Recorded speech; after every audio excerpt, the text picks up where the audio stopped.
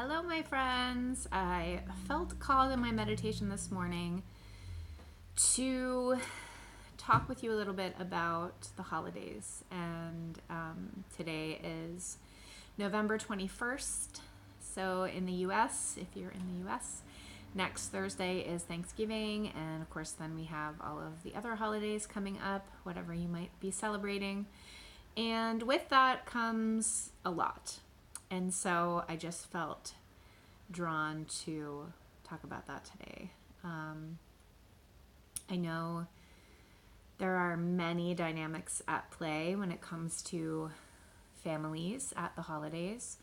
And whether you are estranged from your family or struggling with relationships in your family or feeling very at ease and happy with your family, chances are there's somewhere that there's a sticking point, at least. And it might be a lot worse than that, and I get it if that's the case for you. I will say that I was given a really great tool this week by my friend Michelle. Hi, Michelle. So thank you for that, and I wanted to share it with you today because it's really helped me to move through some things that I've been dealing with, and it might help you as well.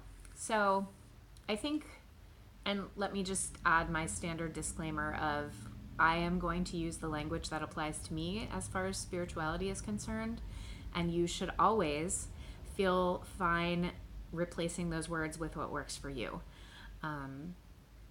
So whatever you believe in, just plug in your own words. It's totally fine. I think there's room for us all, and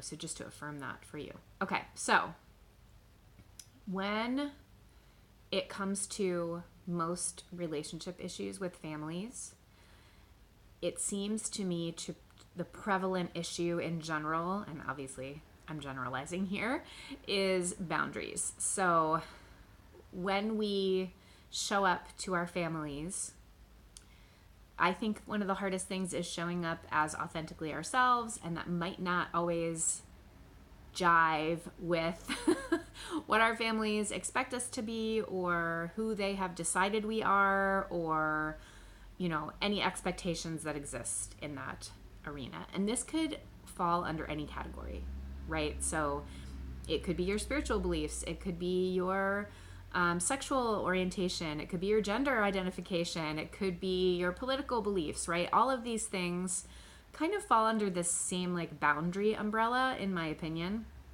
And so I think you can sort of take from this the underlying usefulness of the tool and apply it to whatever the specific issue is for you. So when we are thinking about our authentic selves and boundaries and family members, it's such a minefield for us because in general, again, we want to be good people, right? We don't want people to hurt. We don't want people to feel sadness, and certainly not on our account. And sometimes it's painful to enforce our boundaries that we've set. So if you have a line that you feel like is being crossed, and again, it could be in any of those areas we talked about, it could be like a protecting your energy kind of a boundary as well. If you just really don't want to be around people because of how difficult it is for you, that's okay. That's a boundary you get to set. So how do we navigate that? How do we navigate the keeping of our healthy boundaries with the possibility that someone might be hurt by that? And I think one tool that I found really useful to help me with this is writing to the angel of that person. And again, fill in your word, writing to the Great Spirit, writing to the animal guide, whatever you believe in, fill in the blank here. But writing to that person's higher self as whether it's because you cannot talk to that person or whether it's because it's just difficult to talk to that person. I think it's okay to use it in either situation. And just ask for help from them. It's almost a way to go directly to the source of the issue. So It's going past the ego stuff and going straight to the spirit stuff, which can be really helpful to us. And what I have found is that when you do this and say, I'm writing to the angel of such and so, I'm writing to the guide of such and so, whatever word you want to use, and I need help with this specific situation. I'm open to guidance. I'm open to your leading, whatever you want to say, however you want to say that. But I think two things come into mind. One is that we don't think about doing that. We don't think about kind of not speaking directly to the person. But the reality is it can really help our energy to start flowing again in that direction. And it can really help us to approach the situation differently.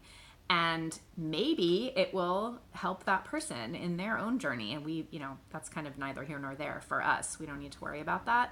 But it is a great way to get those feelings and thoughts on paper and kind of get that energy moving in the direction we want it to go, which is always positively, right? Always up.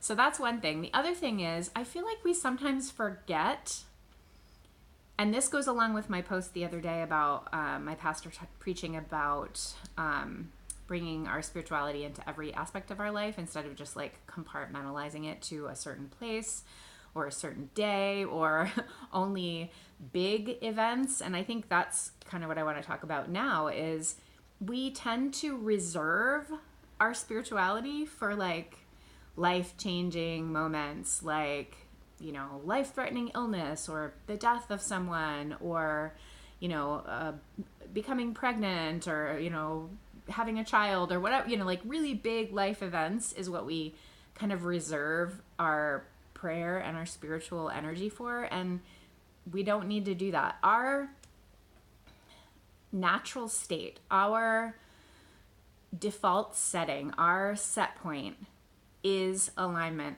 with spirit. And so all the stuff of our humanity is pulling us away from that. And so I think when you think of it that way, it's a lot easier to just, it's a lot easier. Oh, I'll cut that out. Hold on. When we remember that, it's much easier to access and it's almost like the difference between working towards something and removing obstacles so that the something can flow as it's meant to.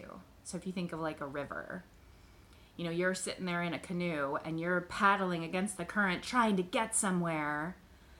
But in actuality, if you just put your paddle down and let yourself be held, it's actually downstream where the thing you want is. And you are meant to go there and you are meant to be in that flow. And if you just get out of the way, you will get there. So that's kind of how I see bringing prayer to these maybe like less important or less huge situations in our lives. And I'll just use this as an example. I hope you don't mind, Mom. I'm doing it anyway, so too late now. I was talking to my mom last night, and she has a rental property that she has, and she was looking to find a new renter for that property.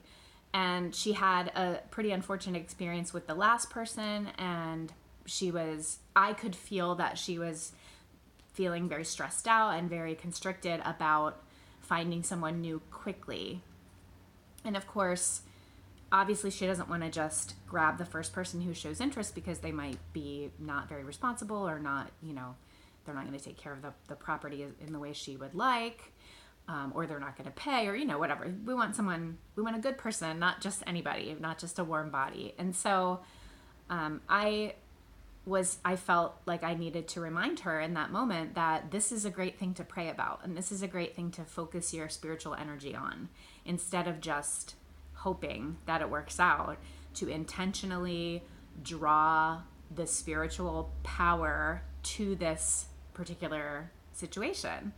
That's what we're supposed to do about all the situations. We're supposed to receive help. I love my teacher, Michelle, my friend Michelle has this great term she uses called Team Invisible, and that sort of can encompass all of our spiritual allies, if you will, God and Jesus and the angels and your animal guides or whatever you believe in, the extra human forces that we depend on. We're meant to depend on them. We're meant to call on them, but they cannot help us if we don't ask them.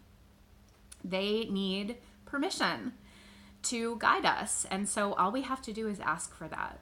And it sounds really simple, but I do think we tend to forget it when it comes to these like practical, everyday situations, like dealing with family stuff at the holidays and, finding your renter or getting your car fixed or getting that job that you've been thinking about or whatever it is.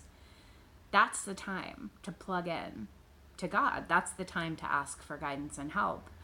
And that's the time to listen for it. And that's the time to be open to that guidance and help and to act on it. So this week, if you're thinking about next week and feeling a little constricted, feeling a little stressed out, I feel you. I'm with you. I would encourage you to dive even more deeply into your spiritual practice, ask for help and guidance, and be open to what comes. I hope that helps you today. Bye.